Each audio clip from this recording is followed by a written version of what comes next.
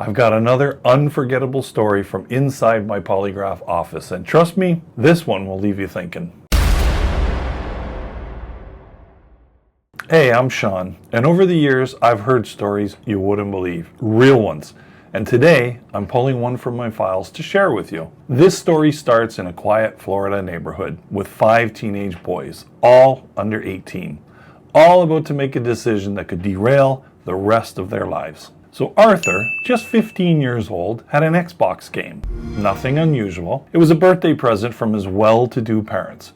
But like most teens, Arthur wanted a little more spending money, so he decided to sell the game. Arthur casually mentioned to a bunch of students at school the potential sale of his Xbox, sparking one man's curiosity. His name was John. They chatted briefly and agreed to meet later that afternoon at Arthur's house to finalize the exchange. It all seemed straightforward and friendly, simple, right? So it seemed. But what Arthur didn't know was that John wasn't coming to buy the Xbox. John had heard about Arthur's background, how his family was well off, how he always had extra cash, how he paid for his friends, lunches, Ubers, without thinking twice. Arthur was generous, but sometimes generosity makes you a target. John had been quietly planning something else. And when the meeting day arrived, he didn't come alone. He brought 4 other boys with him, friends with sketchy reputations, boys who knew more about trouble than trust. They all showed up at Arthur's house on time, banging on the door. Arthur answers, likely expecting a normal meetup with a classmate.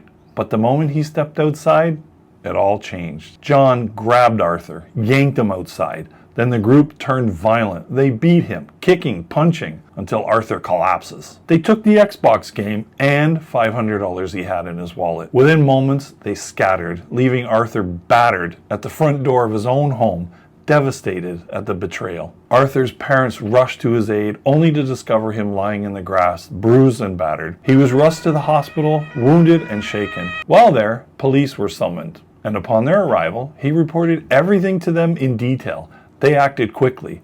Within 2 hours, all 5 suspects were picked up. One of them, Omar, and the subject of this case, was arrested and charged as an accomplice.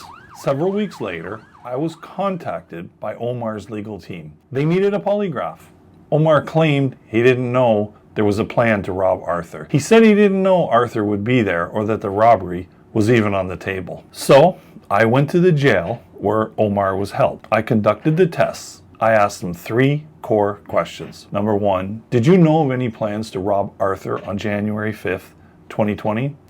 Did you know Arthur would be there that day? And did you know there was supposed to be a transaction between Arthur and John at 1234 Main Street that day? And the results? Deception indicated. Apparently, Omar knew that there was plans to rob Arthur. According to the test results, it seemed that he was unaware that Arthur would be there that day, and he was not aware about the details of the transaction, but he did know about the plans to rob Arthur. So, here's the takeaway. Sometimes people get swept up in plans of others. Sometimes they're guilty by proximity, not by action. The polygraph doesn't prove innocence, but it does help to uncover the pieces of the truth that might otherwise go unheard. What would you do with this information if you were the jury?